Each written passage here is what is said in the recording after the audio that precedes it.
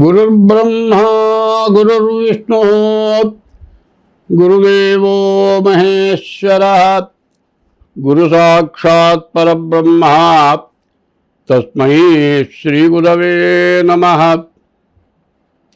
అగజానన పద్మార్కం గజానన మహర్నిశం అనేకదం త్వం భక్తానాం ఏకదంతముపాస్మహే. వందే శంభుమమాపతిం సుతగురుం వందే జగత్కారణం వందే పన్నగభూషణం మృగధరం వందే పశూనాం పతిం వందే సూర్యశశాంకవక్నినయనం వందే ముకుందప్రియం వందే భక్తజనాశ్రయం చ వరదం వందే శివం Shankaram. Yeah కుందేంద్రతుషారహారధవళా yeah శుభ్రవస్త్రాన్వితా yeah వీణా వరదండమండితకరా yeah శ్వేతపద్మాసనా yeah బ్రహ్మాచ్యుతశంకరప్రభృతిభిర్దేవైः సదా పూజితా సా మాం పాతు సరస్వతి భగవతి భారతీ నిక్షేషజాడ్యాపహ. శ్రావణమాసం ఎప్పుడు వస్తుంది? ఈ శ్రావణమాసంలో చేయదగిన పనులు ఏమిటి? ఒకటి, శ్రావణమాసం జూలై నెల 25వ తారీఖు నుంచి ఆగస్టు నెల 23 వరకు మొత్తం శ్రావణమాసం. శ్రావణమాసంలో ఎన్ని సోమవారాలు వస్తాయి చూద్దాం. జూలై నెల 26వ తారీఖు ఒక సోమవారం, తర్వాత జూలై నెల 28వ తారీఖు సోమవారం, జూలై నెల 28వ తారీఖు ఒక సోమవారం, తర్వాత ఆగస్టు నెల 11వ తారీఖు ఒక సోమవారం, తర్వాత ఆగస్టు నెల 18వ తారీఖు ఒక సోమవారం. ఇది మొత్తము ఈ సోమవారాలు. ఈ సోమవారాలు ఏం చేయాలి? ఇక్కడ తెలంగాణలో శ్రావణ మాసం ప్రత్యేకించి ఈశ్వరుడికి అభిషేకం చేస్తారు. తెల్లవారుజామున లేచి సూర్యోదయానికి ముందుగా లేచి స్నానం చేసి దేవుడి దగ్గర దీపారాధన చేసి సూర్యుడికి నమస్కారం చేసి శివాలయానికి వెళ్ళి ఈశ్వరుడికి ప్రీతి అయినటువంటి పూలు, శంకు పూలు, మారేడు దళాలు, ఇక మిగతా ఏ పూలు అయినా సరే తీసుకుని వెళ్ళి సోమవారం శ్రావణ మాసంలో ఎన్ని సోమవారాలు వస్తే అన్ని సోమవారాలు కూడా ఈశ్వరుడికి అభిషేకం చేయించుకోవాలి. తర్వాత మాస శివరాత్రి, శ్రావణ మాసంలో ఆగస్టు 21వ తారీఖు గురువారం రోజున మాస శివరాత్రి. ఆ రోజు ఈశ్వరుడికి అభిషేకం చేసుకోవాలి.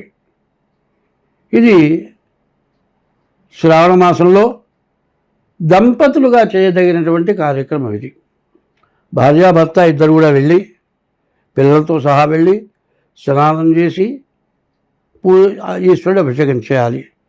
శ్రావణ మాసం లక్ష్మీ మనకు రావటానికి ప్రీతైన రోజులు.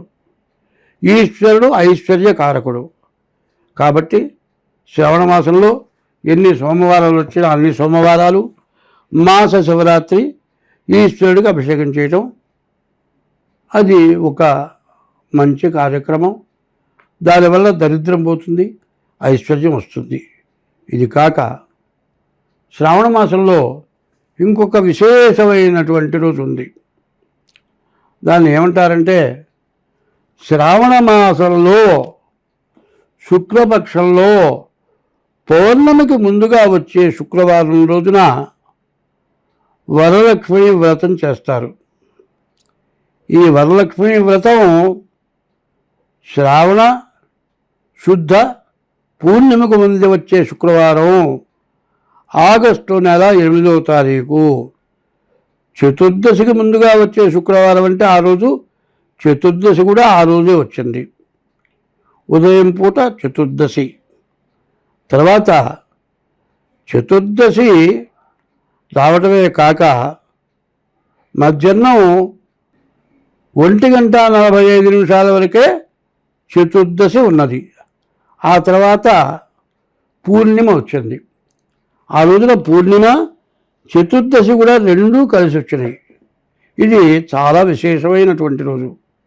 ఈ రోజున వరలక్ష్మి వ్రతం చేయాలి.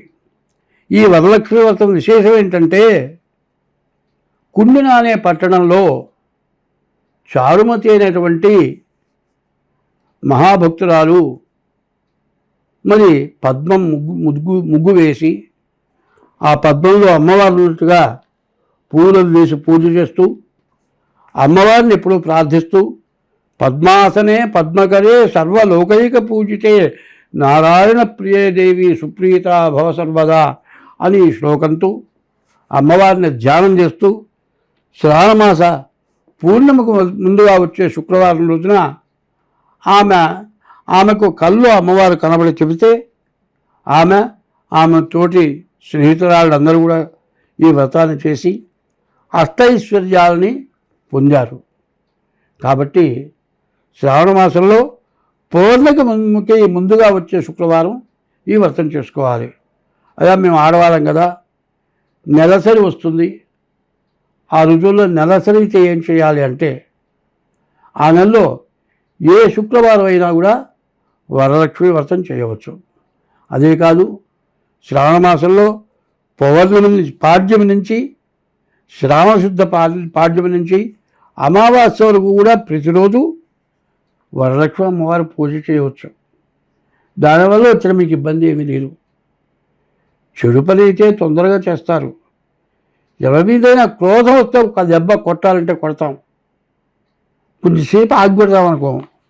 దేవుడి పూజ రోజు చేయమని చెబుతున్నాం.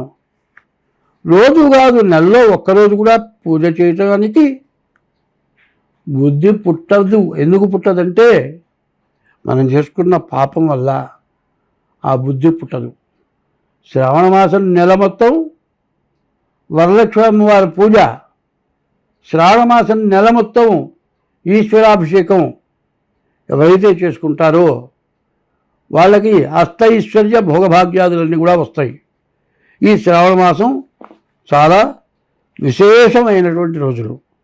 కాబట్టి ఈ శ్రావణ మాసంలో సోమవారాలు, మాస శివరాత్రి, ఈశ్వరుడు అభిషేకం, శ్రావణ శుద్ధ పూర్ణిమ శుక్రవారం రోజున వరలక్ష్మి వ్రతం, ఇది చేయడం చాలా విశేషం. అట్లా కుదరని పక్షంలో ప్రతి శుక్రవారంలో ఏ శుక్రవారమైనా వరలక్ష్మి వ్రతం చేసుకోవచ్చు.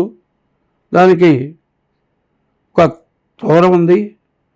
బధ్నామి దక్షిణే హస్తే నవసూత్రం శుభప్రదము పుత్ర పౌత్రాభివృద్ధించ సౌభాగ్యం దేహిమేలమే అని ఆ తోరం కట్టుకునేటప్పుడు ఈ మంత్రం చెప్పుకొని తోరం కట్టుకోవటం.